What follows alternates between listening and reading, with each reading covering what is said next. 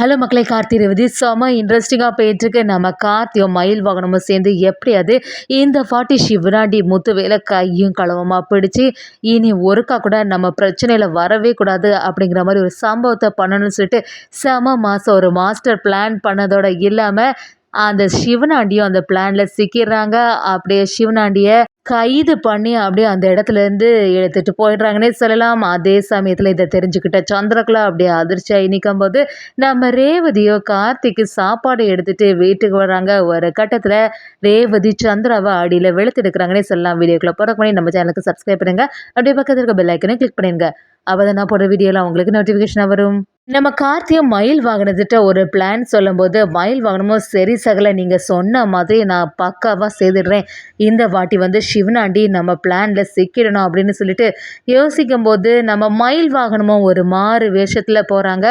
அப்படியே வந்து சிவனாண்டி கிட்ட டீல் பேச ஆரம்பிக்கிறாங்க. சிவனாண்டி கிட்ட வந்து உங்களுக்கு ஏதாவது கோவில் நகை ஏதாவது கிடச்சின்னா அதை வந்து என்கிட்ட சேல்ஸ் பண்ணிங்கன்னா உங்களுக்கு நிறைய லாபம் நான் உங்களுக்கு தரேன் அப்படி சொல்லும்போது முத்துவேலுக்கு பயங்கர ஆசை வந்துடுது. என்னது இது, இவன் எப்படி நம்மக்கிட்ட டீல் பேச வந்தா அப்படின்னு நம்ம சிவனாண்டிக்கு சந்தேகம் இருந்தாலுமே முத்துவேலை இப்போ தான் நம்ம மனசில் யோசிச்சுட்டு இருந்தா எப்படியாவது இந்த நகையை ஆட்டையை போட்டு அப்படி நம்ம விற்றுட்டு செட்டில் ஆகிட வேண்டியதான் அப்படி சொல்லிட்டு முத்துவேல் சொல்லும்போது நம்ம சிவனாண்டி நீங்கள் சொல்கிறது எல்லாமே சரியாக தான் இருக்குது, ஆனால் இந்த ஆள் யார் அப்படிங்கிறத நம்ம விசாரணை பண்ணணுமே அப்படி சொல்லும்போது நம்ம மயில் வாகனமோ தொடர்ந்து பேச ஆரம்பிக்கிறாங்க. என்ன என் மேலே நம்பிக்கை இல்லையா உங்களுக்கு, நீங்கள் வந்து நகையை மட்டும் எனக்கு கிடச்சிருந்து வச்சிங்களா, அதுக்கு பதிலாக உங்களுக்கு பணம் மட்டும் நான் தந்துடுவேன் அப்படிங்கிற மாதிரிலாம் டீல் பேசின உடனே அதை பார்த்துட்டு இருந்த முத்துவேலும் அதான் இவ்வளோ தெளிவாக பேசிகிட்டு இருக்காங்கல்ல, யாருமே நம்மளை ஏமாற்ற மாட்டாங்க, இப்போவே நம்ம அந்த டீலை முடிச்சிட வேண்டியதான் அப்படி சொல்லும்போது சிவனாண்டியும் முத்துவேலும் சேர்ந்து இன்றைக்கி நைட்டே வந்து நகையை நாங்கள் எடுத்து தந்துடுவோம், அதுக்கப்புறமா எனக்கு வந்து பணம் நீ தந்தே ஆகணும்னு சொல்லிட்டு ஒரு டீலை முடிச்சு வைக்கிறாங்க.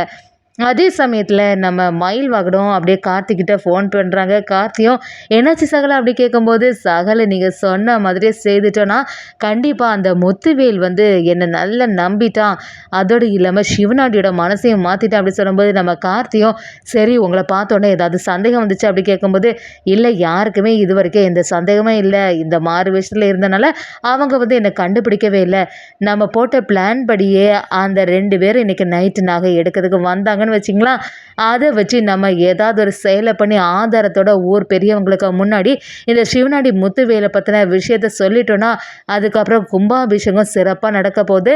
இடையில வந்து இவங்கனால நம்ம கோயிலில் எந்த பிரச்சனையுமே வரப்போகிறதில்ல அப்படின்னு சொல்லிட்டு நம்ம மயில் வாகனம் கார்த்திகிட்ட சொல்லும்போது கார்த்தியை நீங்கள் சொல்கிறது சரியாக தான் இருக்குது, நம்ம போட்ட பிளான் படியே நடக்கணும் அதுக்கு அப்படின்னு சொல்கிறாங்க.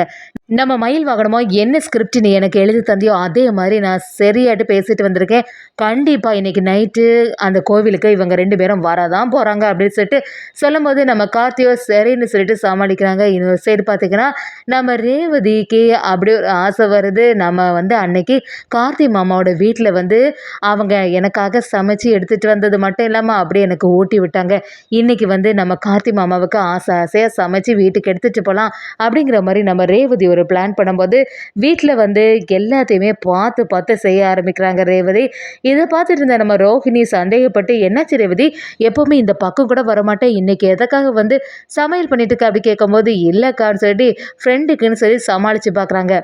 சந்திரகலாவுக்கு சந்தேகம் தாங்கவே முடியல, இப்போ எதுக்கு ரேவதி இவ்வளோ தடபுடலாக சமையல் பண்ணிகிட்ருக்கான்னு புரிய மாட்டேங்குது, அப்படி யார் தான் வீட்டுக்கு வர போகிறாங்களாம் அப்படிங்கிற மாதிரி ஒரு சந்தேகப்படும் போது ரேவதியும் அதை கவனிக்கிறாங்க. சந்திரா சித்தி இந்த மோப்பம் பிடிக்க ஆரம்பிச்சிட்டாங்க, கண்டிப்பாக நம்மளை வந்து ஃபாலோ பண்ணிட்டு வந்துடுவாங்களா அப்படிங்கிற ஒரு சந்தேகம் வந்தாலுமே எப்படியாவது கார்த்தி மாமாவுக்கு நம்ம இன்றைக்கி சமைச்சு எடுத்துகிட்டு போனோம் அப்படிங்கிறதுல நம்ம ரேவதி உறுதியாகவே இருக்காங்க. ஒரு கட்டத்தில் வீட்டில் யாருமே இல்லாத சமயமாக பார்த்து நம்ம ரேவதி செம மாதம் யாருக்கு தெரியாமல் அந்த இடத்துலேருந்து கிளம்பிடுறாங்க.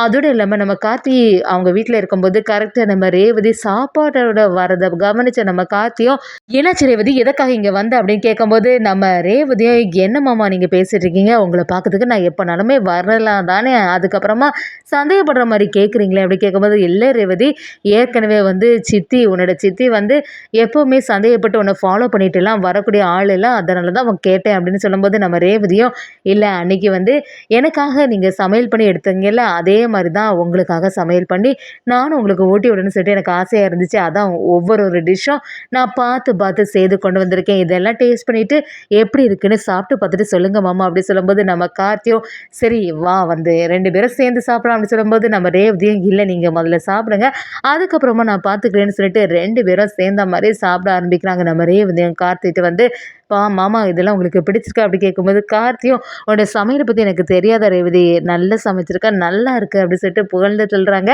நம்ம ரேவதி கார்த்தி சாப்பிட்றத பார்த்து அப்படியே ரசிச்சுட்டே இருக்காங்கன்னே சொல்லலாம். அதே சமயத்தில் இன்னொரு சைடு சிவனாடியும் அப்படியே சந்திராக்கலா கிட்ட எல்லா பிளானும் சொல்ல ஆரம்பிக்கிறாங்க. சந்திரா ஒரு சரியான டீல் கிடச்சிருக்கு.